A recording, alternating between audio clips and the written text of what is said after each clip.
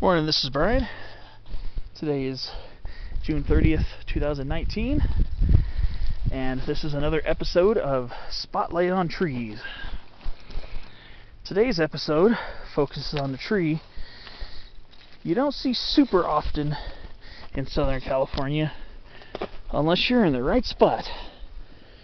Mostly above 8,500 feet. Mostly. This is the limber pine, Pinus flexilis. This tree generally represents our highest elevation of trees.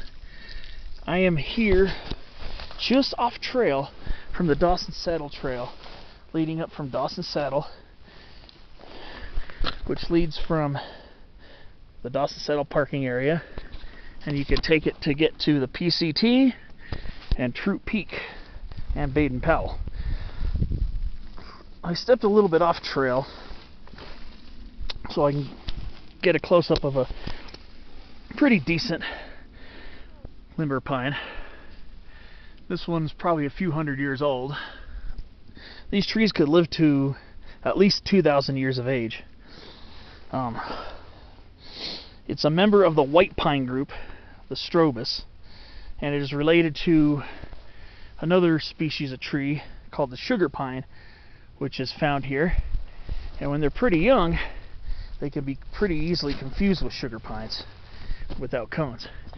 That right there, that tree with the drooping cones, is a sugar pine. It's Pinus lambertiana.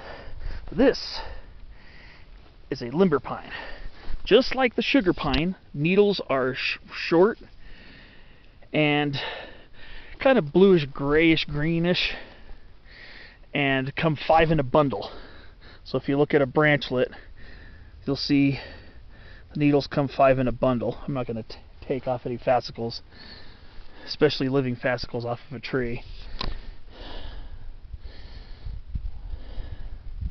It's quite a lovely tree. Usually they're stereotyped here in the San Gabriel Mountains as being all completely gnarled and windswept and old. But there are quite a few younger ones here that are quite upright, actually. Like this one kind of almost has that stereotypical slightly gnarled look to it.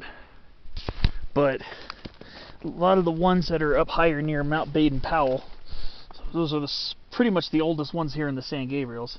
Mount Baden-Powell is going to be accessed from the Pacific Crest Trail. If you keep following the Dawson Saddle Trail, you could take a left at the Pacific Crest Trail, take you to Mount Baden-Powell, and that's where you get to see some of the oldest ones here in the San Gabriels. The thing about the limber pine is, like I said, it's a white pine, but if the tree has cones on it, if you're looking at a 5-needle tree with cones on it, you're looking for smaller cones like this. This is a limber pine cone right here. So this is what you're looking for. If you see cones about this size on the tree, and it's a 5-needle pine, and you're mostly above 8,000 feet, especially above 8,500 feet. We're actually a little below that here. I think we're maybe about 8,300 or 8,400 feet, which they can be found. But if you're looking at cones like that on a 5-needle pine, and the branches are generally upright at the ends, like this one here kind of has an upright turn at the end, especially the branches higher up in the trees, you're looking at a limber pine. Here's the mature bark of a limber pine.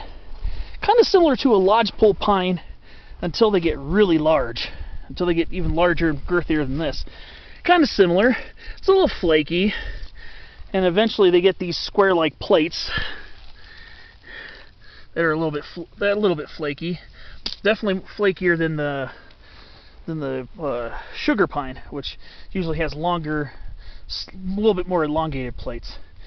But again, the limber pine is a white pine group, and is a white pine group representative. So I don't know if they hybridize with sugar pines here. I don't believe I've ever seen any hybrids. But why do they call it limber pine? Why do they call it Pinus flexilis? Well, look at the way the branches turn and bend you can actually pretty much tie a loop out of it. That's why they're called limber pines, and also that's also why the name Pinus flexilis comes into name, because the branches on these trees are easy to twist. So the best place to see them here in the San Gabriels is coming up from Dawson Saddle or coming up from Windy Gap. If you come along the Pacific Crest Trail from Windy Gap, you'll start seeing them not that far above 8,000 feet. It's probably about half a mile or so east of Windy Gap where you'll start seeing your first limber pines, and lodgepole pines for that matter. But so if you're coming from Windy Gap, which is over there, hike east for about a half a mile or so, and you'll start seeing lodgepole pines, and you'll start seeing a few medium-sized limber pines and a couple of even slightly older ones. Or come up here from the Dawson Saddle Trail. That's another way to get to limber pines.